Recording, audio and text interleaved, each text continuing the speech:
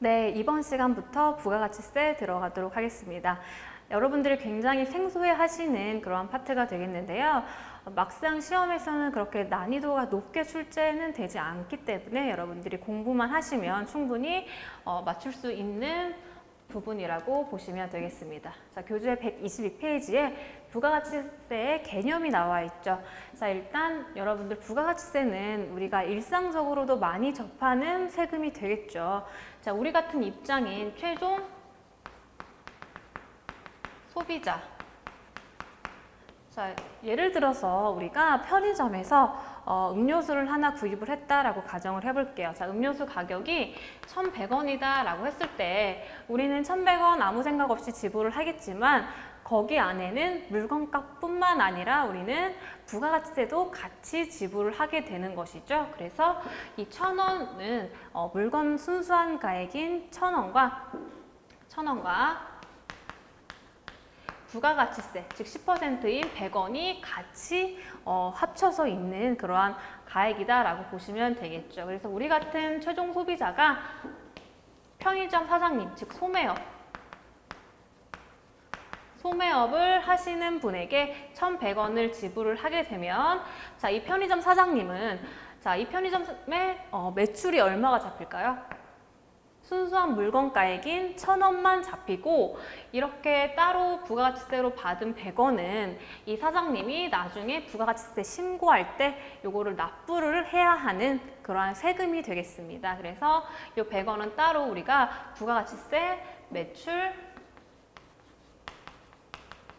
세액이라고 표현을 하죠. 그래서 우리가 매출했을 때 부가가치세 세액이다라고 해서 매출세액이라는 용어를 쓴다라고 여러분들이 기억을 해주시면 되겠고요. 자, 이러한 편의점 사장님은 이 사장님이 음료수를 직접 제조를 하지는 않았을 거다라는 거죠. 그래서 도매업, 즉 그 전 단계에 도매업 사장님한테 이 음료수를 도매가로 샀다라는 거죠. 그래서 이게 만약에 도매가가 700원이다 라고 했을 때 이 사장님도 어쨌든 거기에 부가가치세 10%를 지불을 해서 총 770원의 음료수를 사왔다라는 거죠. 자, 이런 경우에 우리가 매입했을 때, 즉 도매 사장님한테 이 매입을 했을 때 매입 당시의 세액을 매입 세액이라고 표현을 합니다. 그래서 매입했을 때 부가가치세 세액은 매입세액, 그 다음에 매출 당시의 세액은 매출세액이라고 여러분들이 용어 정리를 지금 해주시면 되겠고요. 자, 이런 경우에 이 소매업 사장님은 부가가치세 신고할 때 얼마의 부가가치세 세액을 납부를 해야 하냐라고 했을 때는, 자, 지금 여기 보시죠. 계산구조라고 보시면, 자, 납부세액을 구하는 공식이 나와 있습니다. 자, 우리가 방금 봤던 매출세액에서 매입세액을 빼주죠. 그래서 자, 매출세액 얼마예요? 100원. 그리고 매입세액 얼마예요? 70원. 그래서 우리가 편의점 사장님이 납부해야 하는 납부세액은 자, 30원. 이런 식으로 계산을 하는 것이 부가가치세 계산 구조다. 그래서 여러분들이 이 구조는 지금 이 그림 있죠? 그림 생각하시면서 기억을 해 주셔야 되는 부분이고요. 자, 이런 부가가치세에 대한 의의를 보시면 사업자가 창출한 부가가치에 대해서 과세를 하는 것이다 라고 되어 있죠. 그래서 애초에 700원짜리 음료수였는데 이 편의점에서 유통을 함으로써 가치가 상승을 했죠. 가치가 상승을 했잖아요. 그러면 이 상승한 가치에 대해서, 즉 300원에 대해서 가치가 상승했죠. 그러면 거기에 10% 결과적으로 30원이 부가가치세를 내게 되는 납부세액이 되는 것이죠. 그래서 자, 부가가치세 과세를 하는 것이고, 자, 부가가치란 사업자가 생산 또는 유통 과정을 통하여 창출한 가치의 증가분, 즉 여기서는 300원만큼 요게 이제 부가가치가 되겠죠. 이런 식으로 이해를 해주시면 되겠습니다. 자, 그리고 또 하나 보자면, 자, 지금 납부세액이 30원이라고 되어 있는데 이 30원은 이 편의점 사장님이 부담을 하는 것일까요? 자, 이 30원을 보시면 일단은 우리 같은 최종 소비자가 이 1,000원에 플러스로 100원을 내므로써 자, 부가가치세 100원을 우리 같은 최종 소비자가 이미 부담을 한 거죠. 자, 그래서 이 사장님은 이 매출세 100원은 우리한테 받아온 거란 말이죠. 그래서 받아서 대신 납부만 해주는 개념이고, 심지어 자기가 매입할 때 부담한 매입세액을 빼서 이 100원 전부를 납부한 것이 아니고 자 30원만 납부를 하게 되는 것이잖아요. 그래서 결과적으로 이 소매업 사장님이 부가가치세를 부담한 게 있다 없다? 없다라는 거죠. 그래서 우리가 이 100원도 우리한테 받아서 낸 거고, 본인이 그 전에 매입세액 부담한 것도 차감을 해서 그 나머지만 납부를 하는 것이기 때문에 실질적으로 부가가치세는 누가 다 부담하게 된다? 자, 최종 소비자가 부담을 하게 된다. 즉 사업자는 부담하지 않는다라는 거죠. 그래서 이렇게 부담하는 사람과 이렇게 납부하는 사람이 같지 않습니다. 그래서 이러한 것들이 부가가치세의 굉장히 중요한 특징이 되겠는데요. 자, 요거는 자, 계속해서 보도록 하겠습니다. 자, 부가가치세, 우리나라 부가가치세의 특징이라고 나와 있죠. 이 부분이 시험에 굉장히 자주 출제가 돼요. 그래서 방금 말씀드렸던 자, 납세 의무자, 즉 우리 납세 의무는 누가 한다? 사장님이 한다. 즉 사업자가 납세 의무가 있지만 그거에 대해서 세금을 실질적으로 부담하는, 자, 실제 부담하는 사람은 우리 같은 최종 소비자다라고 했죠. 그래서 납세 의무자와 실제 부담자가 같다, 같지 않다? 같지 않다라는 특징을 바로 간접세라고 표현을 합니다. 자, 그래서 이게 굉장히 중요한 부가가치세의 특징이 되겠죠. 그래서 간접세에 반대되는 개념은 우리 직접세라고. 자, 직접세는 반대니까 납세 의무자와 실제 부담자가 같은 경우를 말하는 거겠죠. 이게 일반적으로 우리 소득세 같은 경우 또는 법인세 이러한 경우가 직접세에 해당하게 되겠고, 부가가치세는 특이하게 이게 일치하지 않는 간접세다라는 게 굉장히 중요한 포인트고요. 자, 그다음 그 위에 보시면 국세라고 되어 있죠. 이거는 과세 주체가 바로 국가다라는 것이죠. 그래서 부가가치세는 어디에 내는 것이다? 국가에 내는 것이다. 요거랑 반대되는 개념은 지방세라고 요거는 참고만 해주시면 되겠고요. 그 다음에 우리 세 번째 점 보시면 물세라고 되어 있죠. 요거는 물건에 할 때 물건 물자라고 보시면 됩니다. 그래서 재화나 용역의 소비 사실에 대하여 과세한다라고 되어 있죠. 그래서 요거랑 반대 개념은 물건이 아닌 사람에 대해서 세금을 내는 인세라는 개념도 있어요. 요거는 그냥 참고만 하시고 어쨌든 물건에 대해서, 즉 물건을 소비한 사실에 대해서 과세를 한다라는 특징에서 물세라는 개념이 되겠고요. 자, 그 다음에 일반 소비세라고 나와 있죠. 어쨌든 우리 부가가치세는 뭐에 대해서 과세를 하는 거냐면 소비에 대해서 과세를 하는 겁니다. 그래서 일단 소비세라는 특징이 있겠고, 그럼 그 위에 일반이라는 글자는 왜 붙었나? 면세 대상을 제외한 재화 용역의 소비에 대해서 과세한다. 즉 우리가 이거는 부가가치세 과세를 하지 않겠습니다 라고 자, 지정한 면세 대상을 제외하면 별 말이 없어도 다 소비에 대해서 과세를 한다라는 특징에서 일반 소비세라는 특징이 되는 것이죠. 즉 우리가 요거는 과세하지 않겠습니다라고 열거한 것 외에는 모든 소비에 대해서 과세를 한다라는 뜻이 되겠습니다. 자, 그 다음에 다단계 거래세라고 되어 있죠. 그래서 각 거래 단계마다 과세한다라고 되어 있죠. 아까 전에 도매도 있었고 소매도 있었고 그 다음에 우리가 최종 소비로 되는 거잖아요. 그래서 각 단계마다 우리가 과세를 하기 때문에 다단계 거래세라는 특징도 있겠고요.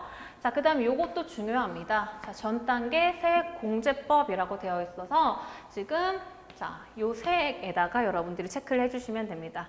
자, 우리가 각 단계가 있다고 했는데 우리가 아까 전에 이 편의점 사장님이 자기가 매출세액에서 자기가 이미 매입세액을 부담한 것을 차감을 했죠. 그런 식으로 자, 전 단계에 매입세액을 공제해서 그 나머지만 납부를 하게 된다라는 뜻에서 매출세액에서 세금계산서에 의해서 확인되는 매입세액을 차감해서 그 나머지만 납부한다. 즉 매출세액에서 매입세액을 차감해서 납부한다라는 뜻에서 전 단계 세액공제법이라는 특징이 굉장히 중요한 특징이 되겠습니다. 그래서 여러분들은 교재에 굉장히 많은 내용이 나와 있는데 그 중에서도 중요한 것만 이렇게 추려서 표시를 했으니까 여러분들이 요것만큼은 반드시 기억을 해 주셔야 되겠고요.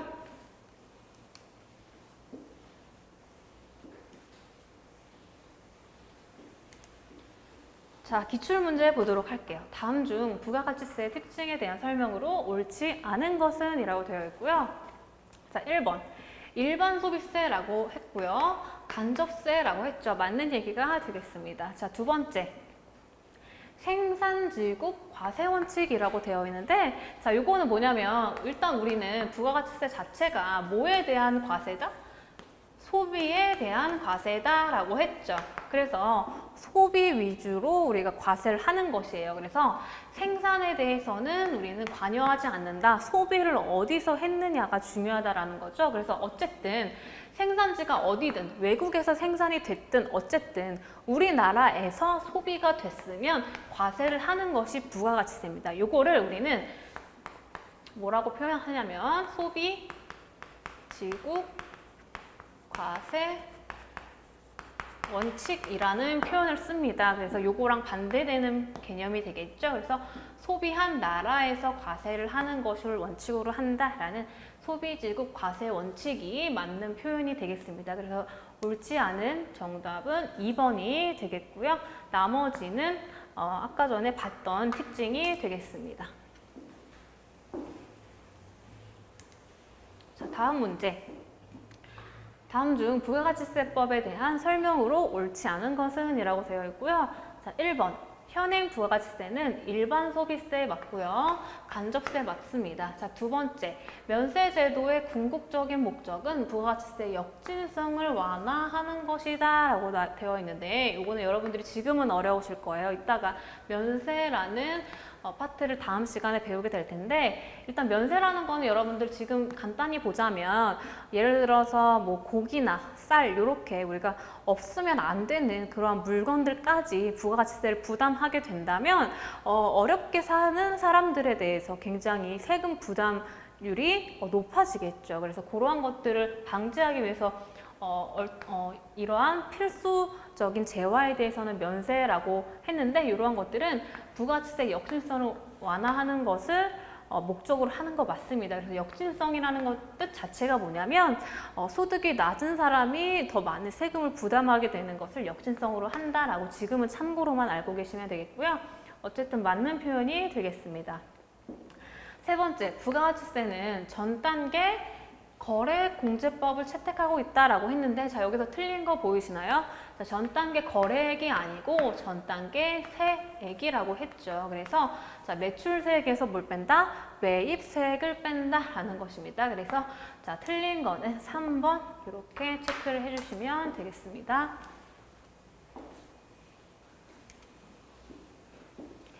자, 다음 문제. 현행 부가가치세법에 대한 설명으로 가장 거리가 먼 것은 이라고 나와 있죠. 자, 부가가치세 부담은 전적으로 최종 소비자가 하는 것이 원칙이다. 맞는 얘기가 되겠죠. 자, 두 번째. 영리 목적 유무에 불구하고 사업장 독립적으로 재화를 공급하는 자는 납세 의무가 있다. 자, 요거 맞습니다. 그래서 내가 영리 목적이건 아니건 어쨌든 내가 물건을 제공을 했고 자, 재화를 공급했고 자, 그러한 경우에는 부가가치세를 납부할 의무가 있습니다. 맞는 표현이 되겠고요. 세 번째, 해당 과세 기간 중 이익이 발생하지 않았을 경우에는 납부하지 않아도 된다? 자, 요거는 우리 부가가치세는 자기 이익에서 내는 것이 아니죠. 어쨌든 최종 소비자한테 받아서 내는 거기 때문에 이익과는 관련이 없습니다. 그래서 정답은 3번이 되겠습니다. 자, 이렇게 부가가치세의 특징에 대한 문제가 굉장히 많이 출제가 되고 있으니까요. 여러분들 꼭 정리를 해 주셔야 되겠고요. 자, 다음 사업자 구분에 대해서 보도록 할게요. 자, 일단 우리 부가가치세법상의 사업자가 이렇게 나누어져 있습니다. 자, 첫 번째 과세사업자, 두 번째 면세사업자라고 되어 있죠. 과세라는 것 자체는 부가가치세를 과세한다라는 뜻이 되겠고요. 자, 이러한 과세사업자는 자, 당연히 부가가치세법상 납세 의무가 있는 사람을 얘기한다라는 것이고 두 가지로 구성이 되어 있습니다. 일반적인 일반 과세자, 그 다음에 조금 힘들다, 조금 규모가 작다라고 하는 경우에는 간이과세자라고 해서 원래는 일반 과세자라고 하면 1년에 4번 부가가치세 신고 납부를 해야 하지만 굉장히 규모가 작다, 일정 규모 이하인 간이과세자한테는 1년에 한 번만 신고 납부를 할 수 있도록 그렇게 하는 제도가 있다라는 정도만 지금 알고 계시면 되고요. 반면에 부가가치세법상 납세 의무가 없는 면세 사업자도 있습니다. 그래서 면세에 대한 거는 다음 시간에 자세히 보도록 하겠습니다.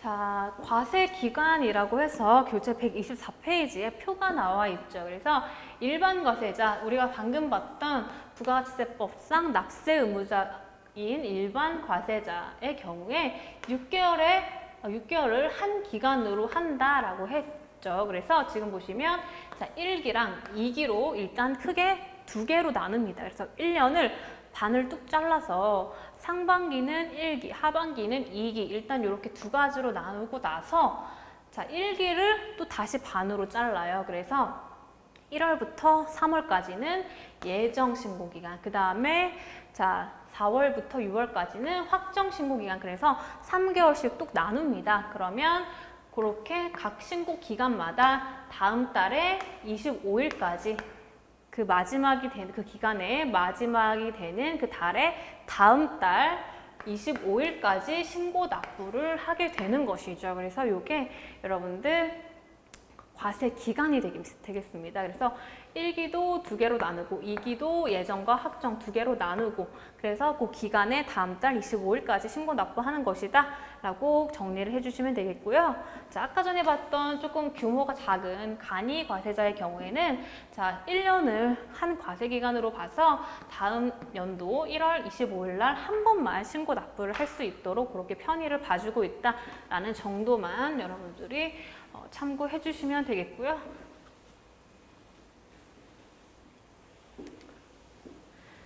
자, 다음 교재 124페이지 납세지에 대해서 보도록 할게요. 자, 납세지라는 것 자체는 뭐냐면 자, 우리 국가가 부가권, 즉 부가가치세를 징수를 해야 되는데 자, 이 징수권을 행사하는 기준이 되는 장소가 있어야 된다라는 것이죠. 그래서 요거는 사업장 기준으로 부가가치세를 징수한다라는 거예요. 그래서 요게 포인트죠. 우리 사업장별로 부가가치세를 징수한다. 그래서 요거에 대해서 굉장히 여러분들 체크를 해주셔야 됩니다. 자,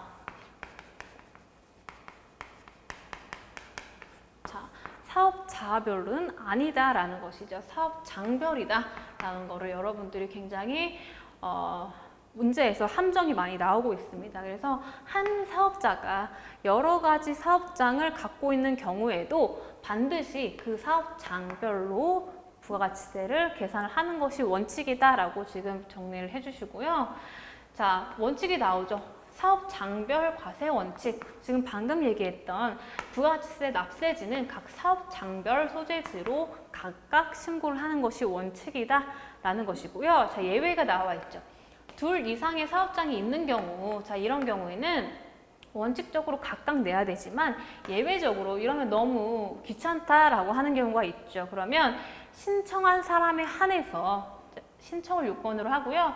주 사업장에서 총괄해서 납부할 수 있도록 하는 이러한 제도가 있습니다. 그리고 사업자 단위별로 납세를 할 수 있는 그러한 사업자 단위 납세 제도도 있다. 요 정도만 알고 계시면 됩니다. 중요한 거는 원칙은 사업장별 원칙이다. 요거는 여러분들이 꼭 기억을 해 주셔야 되겠고요.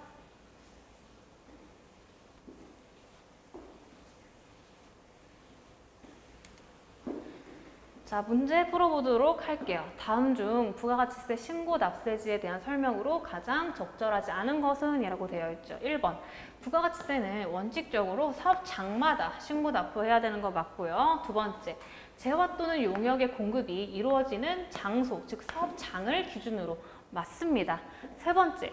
둘 이상의 사업장이 있다라고 하는 경우에는 자, 신청 없이 자, 이 부분이 틀린 거죠. 우리가 신청을 한 경우에는 주된 사업장에서 총괄하여 납부할 수 있도록 하지만 신청을 반드시 요건으로 한다라는 것이죠. 그래서 정답은 3번 이렇게 되도록 하겠습니다.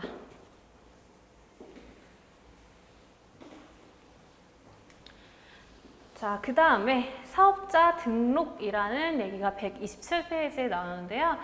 자, 이러한 사업자는 반드시 부가가치세법상 사업자 등록으로 신청을 해야 합니다. 그래서 이 신청은 사업 개시일부터 우리가 사업을 시작한 날이죠. 사업 개시일부터 자, 며칠 이내? 20일 이내에 관할 또는 그 밖의 모든 세무서장에게 자, 신청을 하는 것입니다. 그래서 여러분들 사업자 등록증이라고 많이 아시죠? 그래서 우리 실무 시험에도 사업자 등록증 제시해서 문제 풀 수 있게 하는 그러한 것들 많이 보셨을 텐데 그러한 사업자 등록증을 일단 만들어야 된다라는 것이죠. 그래서 그거를 만드는 신청이 사업자 등록 신청이고 요거는 20일 이내 자, 사업 개시일부터 20일 이내 하는 것이 원칙이다 라고 보시면 되겠습니다. 그래서 요거는 원칙적으로는 원래는 관할에서 신청을 하는 것이 맞지만 관할이 아니더라도 그 밖에 세무서에도 우리가 신청을 하면 사업자 등록이 처리가 됩니다. 그래서 이거는 참고로 알고 계시면 되겠고요. 자, 신규 사업 개시자는 자, 우리가 새로 사업을 시작하는 신규 사업 개시자는 자, 사업 개시 전에 등록을 할 수 있다. 자, 이게 무슨 얘기냐면 원래 원칙적으로는 사업 개시일부터 20일 이내에 신청을 하는 것이지만 자, 내가 이제 새로 창업을 해서 사업을 시작한다라고 하는 경우에 그 전에 사업에 대해서 준비를 하잖아요. 예를 들어서 사무실 임차료도 낼 것이고 뭐 여러 가지 비품 같은 것도 구입을 하잖아요. 그런 경우에는 우리가 매입세 공제를 받기 위해서는 사업자 등록증이 필요합니다. 그래서 그걸 위해서 사업 개시 전이라도 등록을 해서 세금 계산서 미리 받을 수 있게끔 그렇게 하는 것이 요 사항이라고 보시면 되겠고요. 자, 일단 우리가 이 사업자 등록을 신청을 하게 되면 3일 이내 발급을 하는 것이 원칙입니다. 그리고 자, 만약에 뭐 필요한 경우에는 5일 이내로 우리가 연장을 할 수 있다. 그러한 것들은 참고로만 알고 계시면 되겠습니다.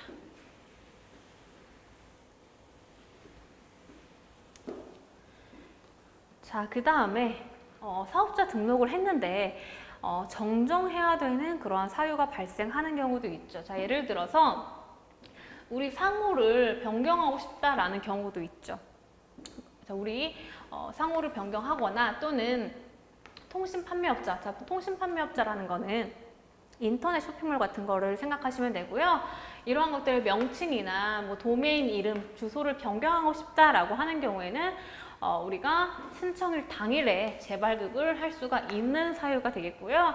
그 다음에 이제 3일 이내 조금 이제 늦게 재발급 할 수 있는 그러한 경우들은 법인 또는 법인으로 보는 단체 외의 단체의 대표자를 변경하는데 자, 어쨌든 그냥 요거는 너무 여러분들 복잡하니까 법인이라고 생각하시면 돼요. 법인의 대표자를 변경하는 경우, 그 다음에 사업의 종류에 대해서 변동이 있는데 내가 원래는 제조업을 한다고 신청을 했었는데 그 다음에 우리 도매업도 할게요 라고 이 종류에 대해서 변동이 있는데 자, 그 다음에 사업장, 즉 주소를 이전하는 때 그리고 뭐 사업자 단위과세 사업자가 요거를 사업자 단위과세로 바꾸고 싶다 이런 경우 자, 이런 경우 여러분들이 참고로만 알고 계시면 되겠습니다. 어쨌든 우리는 사업자 등록증에 대해서 정정을 할 수가 있고 이러한 사유가 있을 때 우리가 정정 신고를 한다라는 정도만 여러분들이 읽고 넘어가 주시면 되겠고요. 네, 기출문제 보도록 하겠습니다. 부가가치세법상 사업자 등록에 대한 설명으로 틀린 것은? 이라고 나왔죠. 자, 1번 사업자는 사업 개시일부터 며칠 이내 20일 이내에 사업장 관할 세무서장에게 사업자 등록을 신청하여야 한다. 맞는 얘기가 되겠고, 꼭 관할이 아니어도 된다라고 정도는 여러분들 알고 계시면 되겠고요. 자, 두 번째, 사업자 등록의 신청은 사업장 관할 세무서장이 아닌 다른 관할 세무서장에게도 신청할 수 있다라는 얘기가 맞게 되겠죠. 그 다음에 3번, 신규로 사업을 시작하는 자는 사업 개시일 이후에만, 자, 요게 틀렸죠. 사업 개시일 이전에도 우리가 신청을 할 수가 있다라고 배웠죠. 그래서 정답은 3번이 되겠습니다.